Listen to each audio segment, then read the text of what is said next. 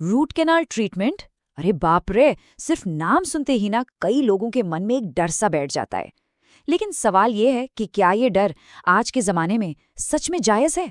तो चलिए आज इसी पर बात करते हैं, समझते हैं कि रूट कैनाल की असली कहानी क्या है और ये दांत बचाने का जो मॉडर्न तरीका है वो आखिर है क्या। तो क्या डेंटिस्ट ने कह दिया है कि रूट कैनाल करवाना पड़ सकता है? ये सुनना थोड़ा डरावना लग सकता है और ये बात हम बिल्कुल समझ सकते हैं। देखिए, रूट कैनाल को ना डेंटिस्ट्री की सबसे डरावनी चीज़ों में से एक माना जाता रहा है, पर सोचने वाली बात यह है कि क्या आज भी इसकी ये पहचान सही है? चलिए, आज मॉडर्न रूट कैनाल ट्रीटमेंट की हकीकत को समझते हैं और जो भी मिथ्स हैं, जो भी गलतफहमियां हैं, उन्हें फैक्ट से अलग करते हैं। तो सबसे पहले बात करते हैं उन बड़े बड़े डरों और मिथ्स की जो इस प्रोसीजर को लेकर फैले हुए हैं, क्योंकि यकीन मानिए जो भी सुना है ना वो पूरी कहानी तो बिल्कुल नहीं है। सबसे बड़ा मिथ कि इसमें बेइंतहा दर्द होता है, जबकि असलियत ये है कि आज के जो तरीके हैं ना वो प्रैक्टिकली पेनलेस हैं। और पता है मजे की बात क्या है? लोग जिस दर्द से डरते हैं वो ट्रीटमेंट का दर्द नहीं होता, वो तो दांत के अंदर जो इन्फेक्शन है ना उसका दर्द होता है। रूट कैनाल तो असल में उसी दर्द को खत्म करने के लिए किया जाता है। Harvard school of dental medicine की डॉक्टर टीएन जियांग का तो ये तक कहना है कि एक रूट कैनाल में दांत में फिलिंग करवाने से ज्यादा दर्द होना ही नहीं चाहिए। मतलब सोचिए, एडवांस्ड एनेस्थीसिया और नई टेक्निक्स ने मरीज के पूरे एक्सपीरियंस को ही बदल कर रख दिया है। अच्छा, एक और आम मिथ कि भाई इससे अच्छा तो दांत ही निकलवा दो, ज्यादा आसान और सस्ता पड़ेगा। लेकिन सच तो ये है कि अपने असली दांत को बचाना ऑलमोस्ट ऑलवेज एक बेहतर चॉइस होती है। पर ऐसा क्यों है? चलिए समझते हैं। देखिए, दांत निकलवाने के ना कई नुकसान हैं। एक तो बाकी के दांत अपनी जगह से हिल सकते हैं, जिससे पूरा बाइट बिगड़ जाता है। फिर उस खाली जगह पर नया दांत लगवाना वो अक्सर ज्यादा महंगा और मुश्किल काम होता है। कभी कभी तो बोन ग्राफ्ट जैसी एक्स्ट्रा सर्जरी भी करवानी पड़ सकती है। और मजे की बात तो ये है कि कई बार दांत निकलवाने का प्रोसीजर खुद रूट कैनाल से ज्यादा तकलीफदेह हो सकता है। और अब आते हैं सबसे खतरनाक मिथ पर कि रूट कैनाल से कैंसर या दूसरी बीमारियां होती हैं। देखिए, इस बात को पूरी तरह से कंप्लीटली डिबंक किया जा चुका है। ऐसा कोई भी साइंटिफिक सबूत नहीं है जो रूट कैनाल को शरीर की किसी और बीमारी से जोड़ता हो।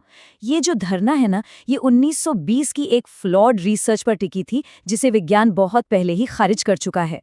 तो ठीक है, मिथ्स तो हमने दूर कर दिए, पर अब ये समझते हैं कि आखिर किसी दांत को रूट कैनाल की जरूरत पड़ती ही क्यों है। प्रॉब्लम की जड़ क्या है?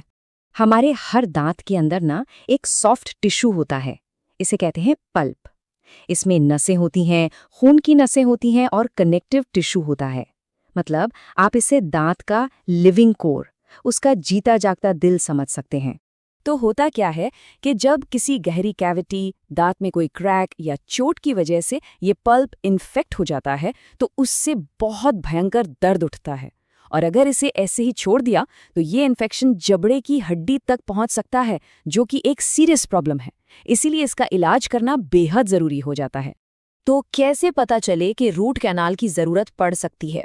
कुछ साइंस हैं, जैसे कुछ भी गर्म या ठंडा खाने पर बहुत देर तक सेंसिटिविटी रहना, कुछ चबाते या काटते समय एकदम से तेज दर्द होना, मसूड़ों में सूजन या उनका रंग काला पड़ जाना, या फिर दांत के पास मसूड़े पर कोई छोटी सी फुंसी जैसा बनना। ये सब वार्निंग साइंस हो सकते हैं। तो अब जब हम प्रॉब्लम को समझ चुके हैं तो चलिए अब ट्रीटमेंट के सफर पर चलते हैं। मैं आपको ये पूरा प्रोसीजर स्टेप बाय स्टेप बताता हूँ ताकि सब कुछ एकदम क्लियर हो जाए। तो देखिए, ये प्रोसीजर होता कैसे है। सबसे पहला स्टेप है लोकल एनेस्थीसिया देकर उस हिस्से को पूरी तरह सुन्न कर देना। फिर एक रबर शीट, जिसे डेंटल डैम कहते हैं, उससे दांत को आइसोलेट किया जाता है। इसके बाद दांत में एक छोटी सी ओपनिंग बनाकर इन्फेक्टेड पल्प को बहुत सावधानी से निकाल दिया जाता है। फिर बहुत बारीक इंस्ट्रूमेंट से जड़ों के अंदर की जो नलियां होती हैं, मतलब कैनाल्स, उन्हें शेप दिया जाता है। फिर उन कैनाल्स को गट्टा पर्चा नाम के एक रबर जैसे मटेरियल से भरकर सील कर देते हैं और आखिर में एक फिलिंग से दांत को बंद कर दिया जाता है। और ज्यादातर मामलों में दांत को प्रोटेक्ट करने और इसे पूरी तरह से फंक्शनल बनाने के लिए ऊपर से एक क्राउन या कैप लगा दिया जाता है।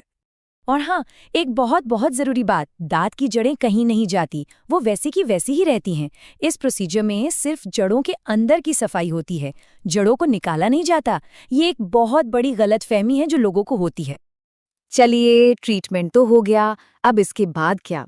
रूट कैनाल के बाद की लाइफ कैसी होती है? अब बात करते हैं हीलिंग, रिकवरी और इस ट्रीटमेंट की लॉन्ग टर्म सक्सेस के बारे में।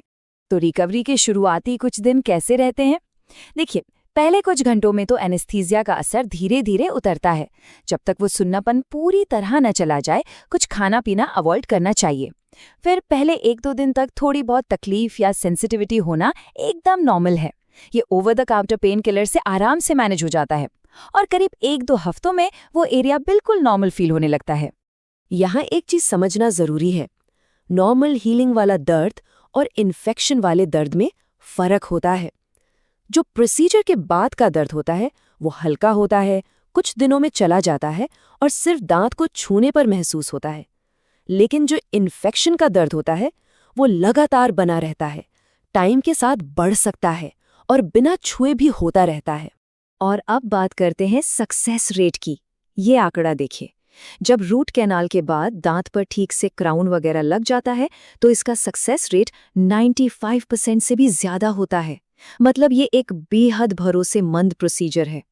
इसका सीधा सा मतलब ये है कि अगर क्राउन लगाकर दांत को ठीक से रिस्टोर कर दिया जाए तो रूट कैनाल किया हुआ दांत पूरी जिंदगी चल सकता है।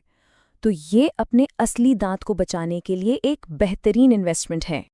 और आखिर में अमेरिकन एसोसिएशन ऑफ एंडोडोंटिस्ट्स यानी जो रूट कैनाल के स्पेशलिस्ट होते हैं, उनकी एक बात सब कुछ कह देती है। कोई भी चीज़ आपके असली दांत की तरह दिखती, महसूस होती या काम नहीं करती है।